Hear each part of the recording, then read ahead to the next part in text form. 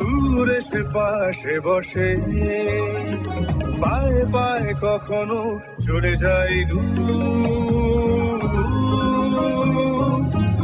এ জীবন উদযাপনের সুর, radio radio জাদু, এগিয়ে চলার সুর, রেডিও রেডিও জাদু। 90.8 megahertz community radio, Jadavpur university. শুরু হচ্ছে আমাদের বিশেষ অনুষ্ঠান ম্যাটিক্স কৃষি পাঠশালা। এই অনুষ্ঠানে আমরা ভূমি সুরক্ষা এবং চাষবাসের নানান দিক নিয়ে আলোচনা করব। 90.8 কমিউনিটি রেডিও জেইউতে এই বিশেষ অনুষ্ঠান শুনবেন সপ্তাহে 3 দিন। সঙ্গে থাকবেন কৃষক এবং কৃষি বিশেষজ্ঞরা। ভারত সরকারের রাসায়নিক ও সার মন্ত্রকের উদ্যোগে এবং ম্যাটিক্স ফার্টিলাইজার অ্যান্ড কেমিক্যালস লিমিটেডের সহায়তায় অনুষ্ঠানটি সম্প্রচার করা হচ্ছে।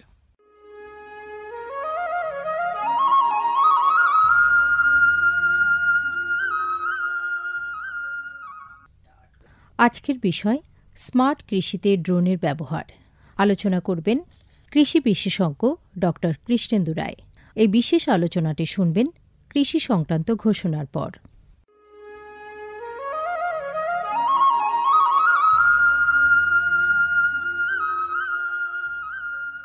অর্থনৈতিক বিষয় সংক্রান্ত ক্যাবিনেট কমিটি তাদের 28 জুন 2023 সভায় পিএম প্রণাম নামক একটি প্রকল্প অনুমোদন করেছে।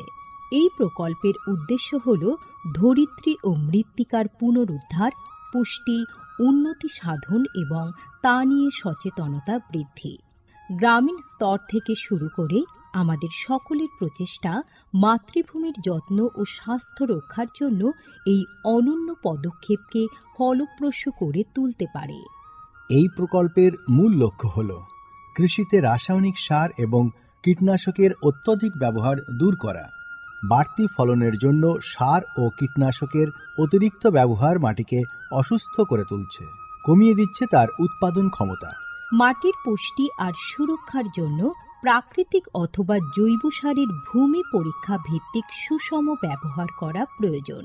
পাশাপাশি দরকার জৈব ও প্রাকৃতিক চাষ পদ্ধতি এবং সম্পদ সংরক্ষণ প্রযুক্তি, যেমন সমন্বিত কৃষি ব্যবস্থা, ক্ষুদ্র সেচ, মালচিং, মাটির ক্ষতিকারক খনন না করা, ঘুরে ফিরে বিভিন্ন ফসলের চাষ ইত্যাদি।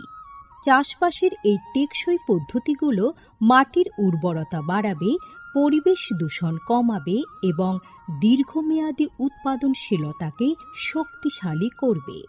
সারের সুষম ব্যবহার শুধু মাটিই নয়, সার্বিকভাবে পরিবেশের স্বাস্থ্য রক্ষা করে। সুষম সার ব্যবহারের অর্থ হল উদ্ভিদকে তার প্রয়োজনীয় পুষ্টি উপাদানগুলি সঠিক পরিমাণে এবং অনুপাতে, সঠিক সময়ে এবং উপযুক্ত পদ্ধতিতে দেওয়া।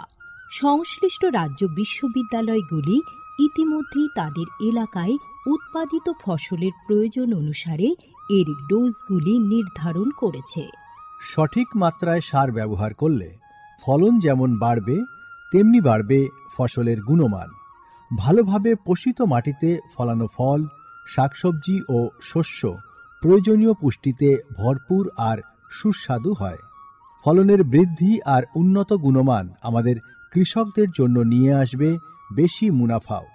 শুধু বেশি ফসল নয়, উন্নততর ফসল আমাদের লক্ষ্য। এই কৌশলে লাভবান হবে প্রত্যেকে, আমাদের কৃষকরা, আমাদের পরিবেশ এবং সর্বোপরি আমরা সকলে। বিচার বিবেচনার সঙ্গে পরিপোষক ব্যবহার করলে কেবল ফলনই বাড়ে না, প্রজন্মের পর প্রজন্ম জমি থাকে উর্বর। সুতরাং আসুন, একটি উজ্জ্বল এবং স্থায়ী কৃষি ভবিষ্যতের জন্য আমরা সুষম সার ব্যবহারের প্রচার ও অনুশীলন চালিয়ে যাই।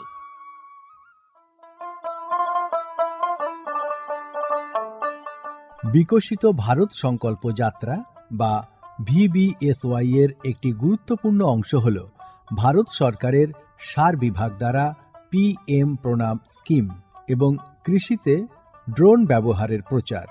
সারের সুষম ব্যবহার এবং ন্যানো সারের ব্যবহার নিশ্চিত করার কাজে সার বিভাগ বিভিন্ন সংস্থা ও মানুষকে নিযুক্ত করেছে, যেমন বিভিন্ন সার উৎপাদনকারী সংস্থা, প্রধানমন্ত্রী কৃষি সমৃদ্ধি কেন্দ্র বা PMKSK গুলি, ফিল্ড অফিসার এবং নোডাল অফিসারদের। VBSY এর একটি প্রধান দিক হল বিভিন্ন শস্য এবং গাছপালার ওপর ন্যানো এবং জল দ্রবণীয় সার স্প্রে করার কাজে ড্রোনের ব্যাপক ব্যবহার। এই উদ্যোগের ফলে 29টি রাজ্য ও কেন্দ্রশাসিত অঞ্চলের বিভিন্ন জেলায় হাজার হাজার ড্রোন প্রদর্শন হয়েছে। এই পদ্ধতিটি হাতে কলমে দেখিয়ে দেওয়ায় আধুনিক কৃষি প্রযুক্তি গ্রহণের সুবিধাগুলি মানুষের কাছে আরও স্পষ্ট ও বিশ্বাসযোগ্য হয়ে উঠেছে। এই জনসংযোগ কর্মসূচিগুলি দীর্ঘমেয়াদী কৃষি অনুশীলনের সুফল সম্পর্কে নাগরিকদের অবহিত করতে একটা বড় ভূমিকা পালন করেছে। সারা দেশ জুড়ে লক্ষাধিক দর্শক ড্রোনের প্রদর্শনী প্রত্যক্ষ করেছেন। প্রচলিত ইউরিয়ার চেয়ে ন্যানো ইউরিয়ার উপকারিতা বিষয়ে সচেতন হয়ে কৃষকরা ন্যানো সার প্রয়োগে গভীর আগ্রহ দেখিয়েছেন। এই কর্মসূচির আলাপ আলোচনায় উঠে এসেছে জৈব চাষের উপযোগিতা, যা প্রমাণ করে চাষের এই সব অনুশীলনগুলি নিয়ে কৃষকদের সচেতনতা। উৎসাহী কৃষকরা কৃষিতে ড্রোন প্রযুক্তির বিষয়ে আগ্রহ প্রকাশ করেছেন। এই আধুনিক কৌশলগুলির অর্থনৈতিক কার্যকারিতা কৃষকদের নতুন দিশা দেখিয়েছে, কৃষিতে এক স্থায়ী এবং সাশ্রয়ী পদ্ধতির পথ প্রশস্ত করেছে। মাননীয় প্রধানমন্ত্রী মহিলা কিষাণ ড্রোন কেন্দ্র চালু করেছেন। এটি মহিলা স্বনির্ভর গোষ্ঠীগুলিকে ড্রোন সরবরাহ করবে, যাতে তারা এই প্রযুক্তি ব্যবহার করে জীবিকা নির্বাহ করতে পারে। VBSY প্রোগ্রামের রূপায়ণে PMKSK গুলি সক্রিয় ভূমিকা পালন করছে। একে অপরের সঙ্গে এই সহযোগিতাই আমাদের পাথেয়। বিকশিত ভারত সংকল্প যাত্রা শুধু একটি যাত্রা নয়, এটি ভারতীয় কৃষির দীর্ঘমেয়াদী এবং প্রযুক্তিগতভাবে উন্নত ভবিষ্যতের দিকে একটি গুরুত্বপূর্ণ পদক্ষেপ। যাত্রাপথে এটি জাতির কৃষিকে সম্পূর্ণ পুনর্নির্মাণ করা, উদ্ভাবনকে উৎসাহিত করা এবং সবার জন্য একটি সবুজ, আরও সমৃদ্ধ ভবিষ্যৎ নিশ্চিত করায় অঙ্গীকারবদ্ধ। ড্রোন প্রযুক্তি, ন্যানো সার এবং দীর্ঘমেয়াদী কৃষি অনুশীলনের প্রচারের মাধ্যমে এটি কেবল সচেতনতায় তৈরি করছে না, আরও সমৃদ্ধ এবং পরিবেশ বান্ধব ভবিষ্যতের জন্য নব প্রযুক্তিকে গ্রহণ করতে কৃষকদের অনুপ্রাণিত করছে। এই কৃষি বিপ্লবের গতি প্রকৃতি প্রত্যক্ষ করলে এটা স্পষ্ট হয় যে VBSY একটি বিকশিত, উন্নত এবং দীর্ঘজীবী ভারতের বীজ বপন করছে।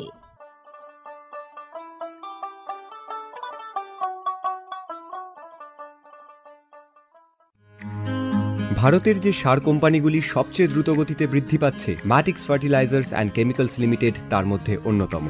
পশ্চিমবঙ্গের পানাগড়ে অবস্থিত তাদের কারখানায় বছরে 12.5 লক্ষ টনের উপর ইউরিয়া সার উৎপাদন হয়। গ্রিনফিল্ড প্রজেক্ট হিসেবে স্বীকৃত এই কারখানায় তৈরি হয় ডক্টর ফসল। ইতিমধ্যেই যা পূর্ব ভারতে সর্বাধিক বিক্রিত ইউরিয়া সার হয়ে উঠেছে। কৃষি উন্নয়ন ও ভূমি সুরক্ষা, ক্ষুধা, অপুষ্টি ও দারিদ্র দূরীকরণ, গ্রামীণ এলাকা ও বস্তি উন্নয়ন, লিঙ্গ সাম্য, পরিবেশ, স্বাস্থ্য, শিক্ষা ইত্যাদি নানান বিষয়ের উপর জোর দেয় ম্যাটিক্সের CSR প্রকল্পগুলি। ম্যাটিক্স এক সবুজ ভবিষ্যতের অঙ্গীকার।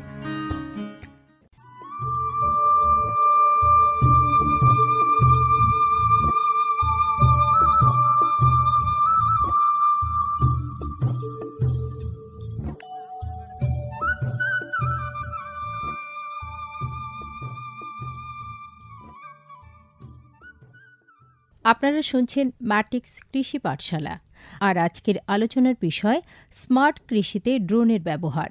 আলোচনা করবেন ডক্টর কৃষ্ণেন্দু রায়, যিনি শস্য শ্যামলা কৃষি বিজ্ঞান কেন্দ্রের বিষয়বস্তু বিশেষজ্ঞ। নমস্কার কৃষ্ণেন্দুবাবু। নমস্কার। এই যে আজকের খুব সুন্দর একটি বিষয়, স্মার্ট কৃষিতে ড্রোনের ব্যবহার। তো স্মার্ট কৃষি বলতে আমরা কি বুঝি, সেটা যদি শুরুতেই বলেন আর কি। একদম, আমরা যেই যুগে দাঁড়িয়ে আছি, মানে আমাদের সময়ের কন্টিনিউয়াস চেঞ্জ হচ্ছে, এবং সেই সময়ে দাঁড়িয়ে সময়ের যে দাবিগুলো সেগুলোকে মেনে নিয়ে যে কৃষিকাজ, সেই কৃষিকাজেরও এখন সময় এসছে, সেই জন্য কৃষিকাজে নানান ধরনের পরিবর্তন, নানান ধরনের নতুন জিনিস কিন্তু আসছে, যাতে করে আমাদের প্রথম কথাই যখন আমরা বলি যে স্মার্ট, এই কথাটা যখন ব্যবহার করি, সেটা ধরুন স্মার্টফোনের ক্ষেত্রে আমরা বলছি, তখন আমরা কি বলছি যে আমাদের সময় বাঁচবে, যোগাযোগ ব্যবস্থাটা অনেক বেশি সহজ হবে, কোনো তথ্য আদান প্রদান খুব সহজে করা সম্ভব হবে, অনেক বড় বড় জটিল যে সমস্যাগুলো সেটাকে সহজভাবে আমরা কোনো একটি অ্যাপ বা ফোনের যে বিভিন্ন রকম অ্যাপ্লিকেশন তাদের মাধ্যমে আমরা করে ফেলতে পারবো। তো ঠিক সেম জিনিসটা, ঠিক একই রকম বিষয়টা আমরা কৃষিক্ষেত্রে আমরা দেখতে পাচ্ছি। এই যে নতুন যে কৃষি ব্যবস্থাপনা, সেইটাকে আমরা স্মার্ট কৃষি ব্যবস্থাপনা বলছি, এবং সেটা মূলত যে বিষয়গুলোর উপরে দাঁড়িয়ে আছে সেটা হলো প্রযুক্তি, তথ্য বা ডেটা, এবং অটোমেটিক যে কৃষি ব্যবস্থা, মানে নিজেই যে কৃষি ব্যবস্থাটা স্বাবলম্বী হতে পারবে, যে কৃষি ব্যবস্থাটা নিজে থেকে স্বয়ং সম্পূর্ণ হবে, সেই যে ব্যবস্থাটা, যেমন আমরা বলছি যে আমরা যে অটোমেটিক কৃষি ব্যবস্থার কথা বলছি, সেই অটোমেটিক কৃষি ব্যবস্থায় কোনো একটি এআই হোক বা কোনো একটি বিশেষ প্রযুক্তি হোক, যে প্রযুক্তিটির মাধ্যমে সেটা হয়তো আমরা কন্টিনিউ সেই প্রযুক্তিটি রান করছে, এবং কৃষক তার প্রয়োজনীয় তথ্যাবলী সেটার জন্য কোনো আলাদা করে বিশেষজ্ঞের কাছে যেতে হচ্ছে না, মোবাইল অ্যাপ্লিকেশনের মাধ্যমে সেই প্রযুক্তিগুলোকে সে পেয়ে যাচ্ছে, সেই সুপারিশগুলোকে পেয়ে যাচ্ছে। বা ধরে নিচ্ছি কোনো একটি ফসলের রোগ পোকার আক্রমণ হয়েছে, কৃষক সেই রোগ পোকার জাস্ট ছবিটি দিয়েই তার জন্য প্রয়োজনীয় সুপারিশটি সে পেয়ে যাচ্ছে, কারো কাছে আলাদা করে তাকে যেতে হচ্ছে না, বা সেই নিয়ে কোনো রকম কনফিউশনের কোনো জায়গা নেই, খুব সহজে সেই প্রযুক্তিগুলো পাচ্ছে। তো এই বিষয়গুলো, এই মূলত এই ডেটা, প্রযুক্তি এবং এই অটোমেশন, এই অটোমেটিক যে সিস্টেমগুলো, সেই সবগুলোর উপরে যখন কৃষি প্রযুক্তিটি দাঁড়িয়ে আছে, তখন তাকে মনে করা হচ্ছে আরও বেশি এফিশিয়েন্ট এবং আরও বেশি উৎপাদনশীল। এই যে নতুন ব্যবস্থাপনা, সেটাকেই বলা হচ্ছে স্মার্ট এগ্রিকালচার। স্মার্ট কৃষি বলতেই কিন্তু যে কথাটা আজকাল খুব মানে আমরা শুনে থাকি, সেটা হচ্ছে ড্রোনের ব্যবহার। তো শুরুতেই যদি একটু স্মার্ট কৃষিতে এই ড্রোন প্রযুক্তিটা কি, সেটা যদি একটু বলেন আর কি ছোট করে। একদম, একটা ছোট্ট বিষয় আগে প্রথমে বলে নিই। যেমন স্মার্ট এগ্রিকালচারে আমরা প্রথমেই বলছি যে ইন্টারনেট অফ থিংস, মানে যেটা ইন্টারনেটের মাধ্যমে বিভিন্ন বিষয়গুলো চলবে, সেইগুলো থাকবে, আবার আর্টিফিশিয়াল ইন্টেলিজেন্স থাকবে, কৃত্রিম বুদ্ধিমত্তা যেটাকে আমরা বলছি সেইটা থাকবে, আবার ডিসিশন সাপোর্ট সিস্টেমও থাকবে, যেটা আমরা একটু আগেই বলছিলাম যে বিশেষ কোনো অ্যাপের মাধ্যমে সে সমস্ত রকমের সুপারিশ পেয়ে যাচ্ছে। ঠিক সেরকম ড্রোন প্রযুক্তি বিভিন্নভাবে এই স্মার্ট এগ্রিকালচারকে সার্ভ করতে পারে। স্মার্ট এগ্রিকালচার একটা অন্যতম গুরুত্বপূর্ণ বিষয় হয়ে দাঁড়িয়েছে এই ড্রোন প্রযুক্তি, কারণ আমরা সকলে জানি যে চাষ ব্যবস্থার যে পরিবর্তনের আজকের এই যুগে এই নতুন প্রযুক্তিগুলি আসবে, এটা খুবই স্বাভাবিক, এবং সেই জন্য কিন্তু বর্তমানে ড্রোন ব্যবহার করে কীটনাশক বা সারের প্রয়োগ করে আমরা খুব কম খরচে, কম সময়ে, সঠিক পদ্ধতিতে এগুলোর প্রয়োগ করতে পারছি। আচ্ছা, মানে ড্রোনের মাধ্যমে কীটনাশক এবং সারটাকেই মূলত প্রয়োগ করা হচ্ছে, তাই তো? মূলত যদি কৃষি উপকরণের প্রয়োগ ধরি, তাহলে এই দুটোকেই মূলত আমরা প্রয়োগ করছি। এছাড়াও আরও বিভিন্ন কাজ করা সম্ভব হচ্ছে ড্রোনের মাধ্যমে। আমরা যদি দেখি যে ক্যামেরা বা ড্রোনের যে বিশেষ সেন্সার থাকে, সেই সেন্সার ইউজ করে আমরা একটা ফসলের স্বাস্থ্য কেমন আছে, বিশেষ করে সেটা হতে পারে যে তার সবুজ অবস্থা কেমন রয়েছে, সেইটাকে বিচার করে কিন্তু আমরা এনডিভিআই একটা ইন্ডেক্স বলি, সেই ইন্ডেক্সটার মাধ্যমে আমরা ফসলে নাইট্রোজেন সারের প্রয়োজন আছে কি নেই সেইটা আমরা বিচার করতে পারি। এবং এই ইন্ডেক্সটা ফসল বীমা যে যোজনাটা রয়েছে, যেটা বাংলা ফসল বীমা যোজনা বলি, বা যেখানে আমাদের পশ্চিমবঙ্গে যেটা হয়েছে, তো এই যে কোনো একটা জায়গায় ধরুন ফসলের ক্ষয়ক্ষতি হচ্ছে, এই ক্ষয়ক্ষতিগুলোও কিন্তু এই সিস্টেমটার মাধ্যমে দেখার চেষ্টা করা হচ্ছে। তো সুতরাং এই ড্রোনে আমরা সিমিলার একটা সিস্টেমকে ডেভেলপ করতে পারবো যদি আমরা সেই সেন্সারটাকে ইউজ করি, সেটা খুব অল্প সময়ের মধ্যে, এবং অল্প সময়ের মধ্যে আমরা একদম যথাযথ সুপারিশটা আমরা পেয়ে যাব। এছাড়াও যেমন মাটির অবস্থা ছাড়াও আমাদের ইভেন গবাদি পশুর যদি কোনো রোগ ইত্যাদি থাকে, সেটাকেও সেই সেন্সারটা ব্যবহার করে আমরা ড্রোনের মাধ্যমে আইডেন্টিফাই করতে পারি। আচ্ছা, সেটাও সম্ভব। আমরা সেটা কিভাবে সম্ভব?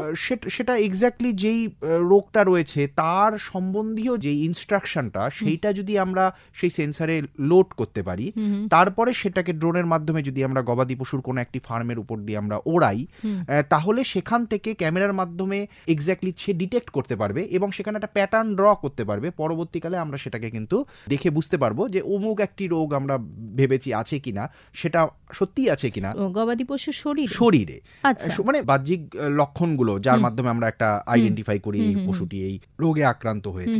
শুধুমাত্র যে ফসলের স্বাস্থ্য কেমন আছে সেটা নয়, গবাদি পশুর স্বাস্থ্যটাও এই ড্রোনের মাধ্যমে পরীক্ষা করা যাচ্ছে। এমন কি আমরা দেখেছি যে ধরুন একটা বড় পুকুর রয়েছে, বড় পুকুরে আপনি ধরুন কোনো একটা প্রোবায়োটিক যেটা মাছের খাবার হিসাবে আমরা ব্যবহার করি, সেই খাবারগুলো যদি আমরা প্রয়োগ করতে নেই, সেখানে তো একটা বড় পুকুরকে কভার করাটা একটু অসুবিধে। একটা জমির ক্ষেত্রে যতটা সহজ, একটা ফার্মার নেমে স্প্রে করে এলেন, পুকুরের ক্ষেত্রে কিন্তু সমস্যা। সেক্ষেত্রে ড্রোনটা খুব ভালোভাবে আমরা দেখেছি, ড্রোনের মাধ্যমে এটাকে আপনি স্প্রে করতে পারেন গোটা পুকুরে, দারুণ একটা সুবিধে হবে।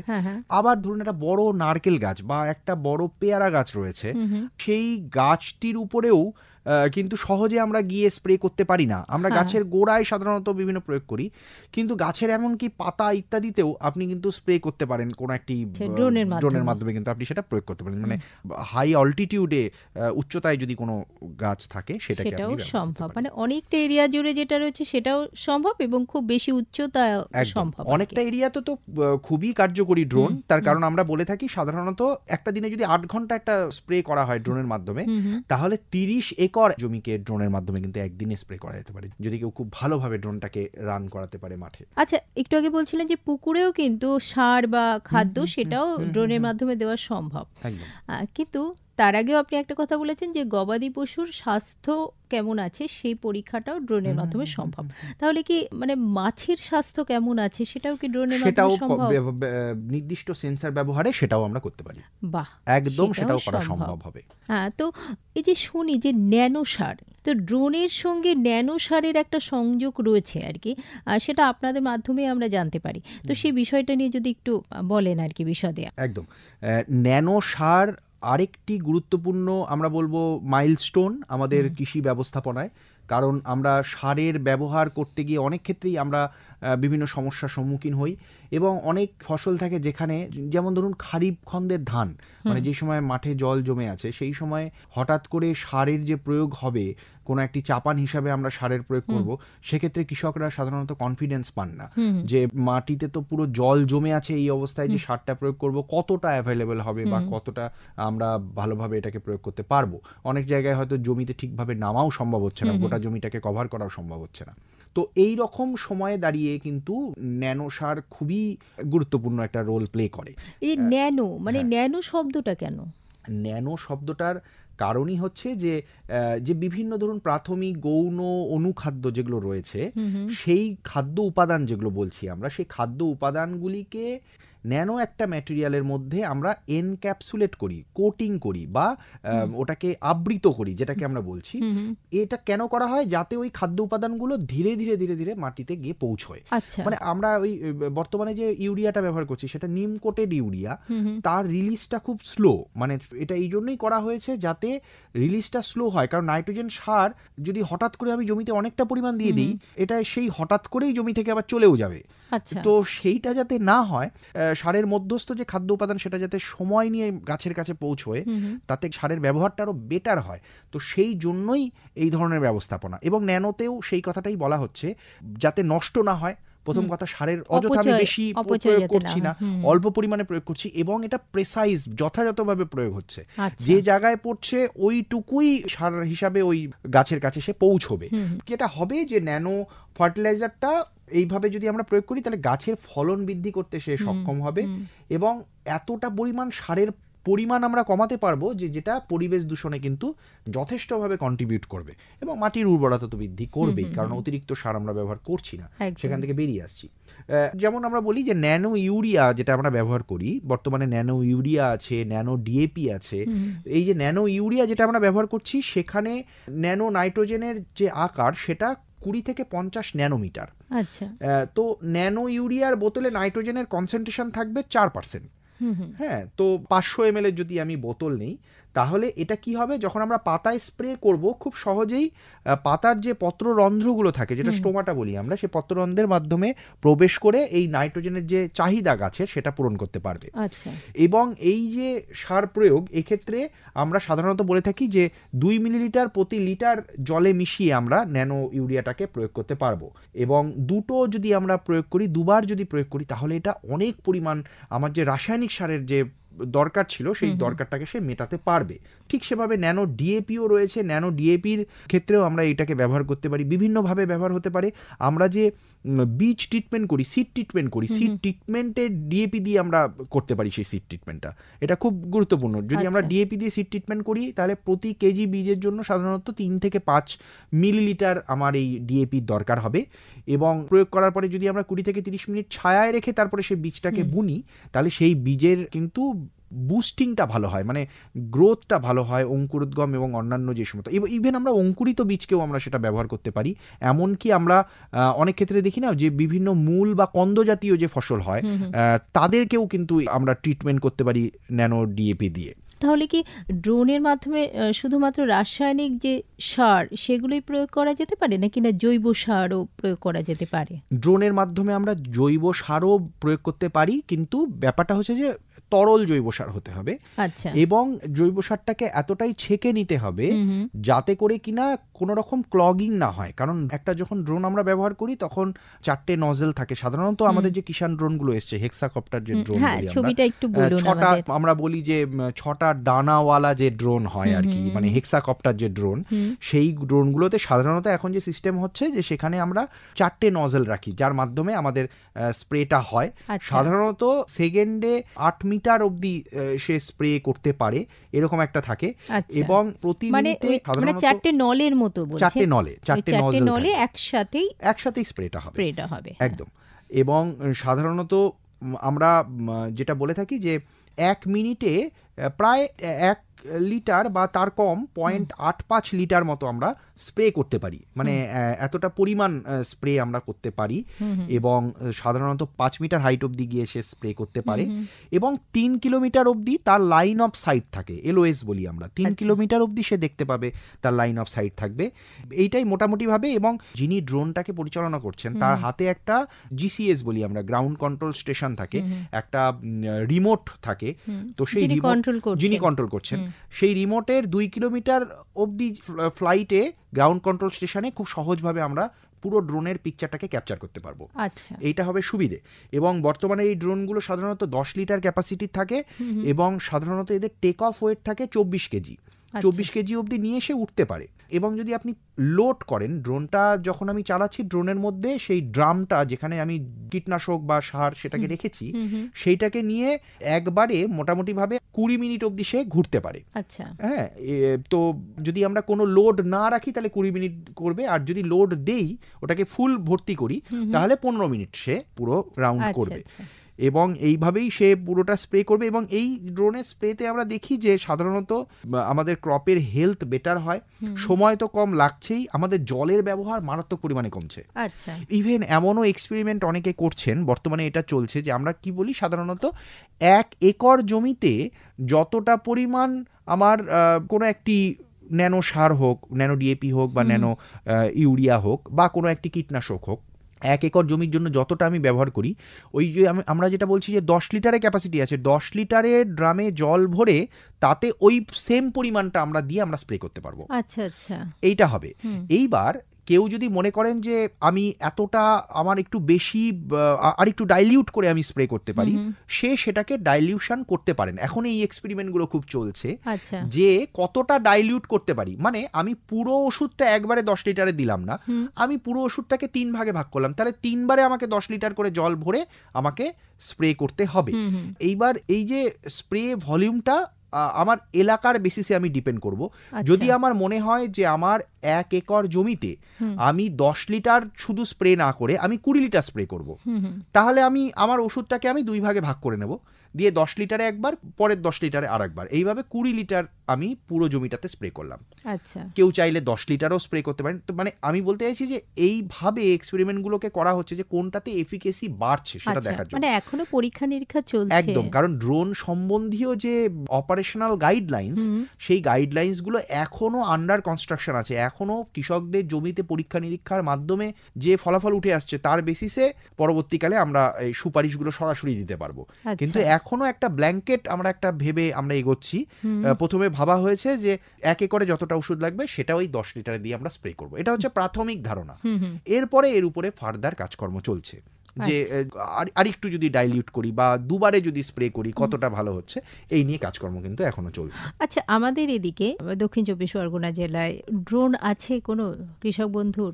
হ্যাঁ, এইবার কৃষক বন্ধু বলতে যারা একদম স্মল এবং মার্জিনাল কৃষক, ক্ষুদ্র এবং প্রান্তিক কৃষক, তারা কিন্তু ড্রোন কিনে রাখছেন বা এরকম কোনো ব্যাপার হয়নি যথেষ্ট, কারণ তাদের ক্যাপিটালের অভাব আছে। কারণ একটা ড্রোন কিনতে প্রাথমিক যে খরচ আছে সেই খরচটা তাকে বইতে হবে।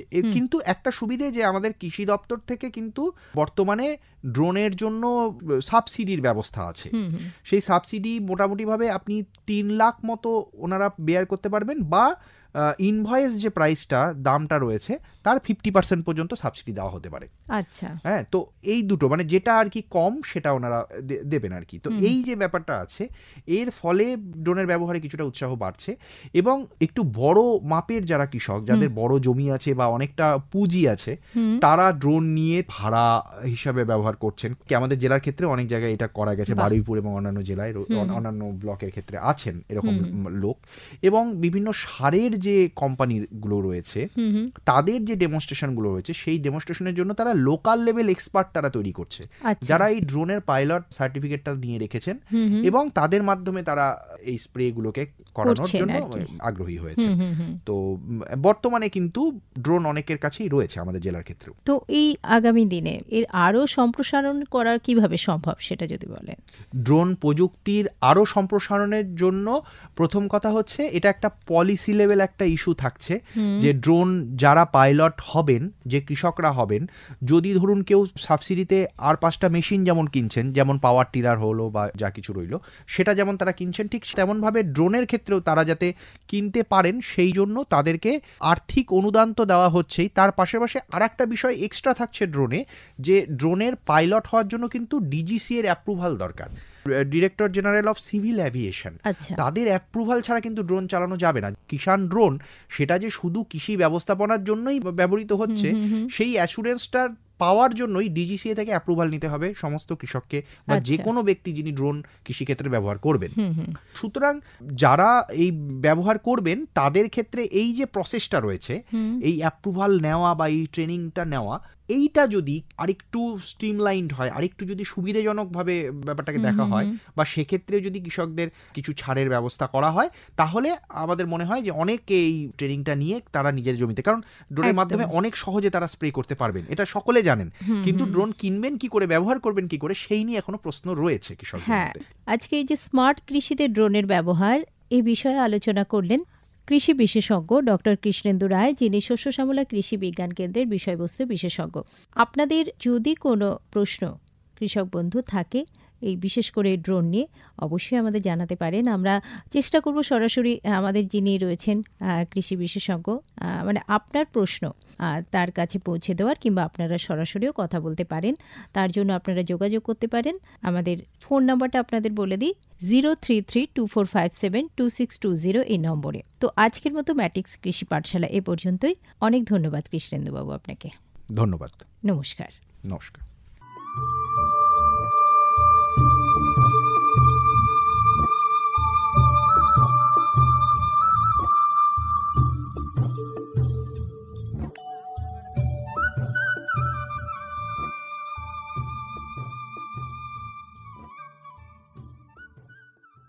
এতক্ষণ শুনলেন আমাদের বিশেষ অনুষ্ঠান ম্যাটিক্স কৃষি পাঠশালা। ভারত সরকারের রাসায়নিক ও সার মন্ত্রকের উদ্যোগে এবং ম্যাটিক্স ফার্টিলাইজার অ্যান্ড কেমিক্যালস লিমিটেডের সহায়তায় অনুষ্ঠানটি সম্প্রচার করা হলো। ভারতের যে সার কোম্পানিগুলি সবচেয়ে দ্রুত গতিতে বৃদ্ধি পাচ্ছে, ম্যাটিক্স ফার্টিলাইজার্স অ্যান্ড কেমিক্যালস লিমিটেড তার মধ্যে অন্যতম। পশ্চিমবঙ্গের পানাগড়ে অবস্থিত তাদের কারখানায় বছরে 12.5 লক্ষ টনের উপর ইউরিয়া সার উৎপাদন হয়। গ্রিনফিল্ড প্রজেক্ট হিসেবে স্বীকৃত এই কারখানায় তৈরি হয় ডক্টর ফসল। ইতিমধ্যেই যা পূর্ব ভারতে সর্বাধিক বিক্রিত ইউরিয়া সার হয়ে উঠেছে। কৃষি উন্নয়ন ও ভূমি সুরক্ষা, ক্ষুধা, অপুষ্টি ও দারিদ্র্য দূরীকরণ, গ্রামীণ এলাকা ও বস্তি উন্নয়ন, লিঙ্গ সাম্য, পরিবেশ, স্বাস্থ্য, শিক্ষা ইত্যাদি নানান বিষয়ের উপর জোর দেয় ম্যাটিক্সের CSR প্রকল্পগুলি। ম্যাটিক্স এক সবুজ ভবিষ্যতের অঙ্গীকার। মুক্ত চিন্তার পথে ভিন্ন মননের খোঁজ, কমিউনিটি রেডিও যাদবপুর।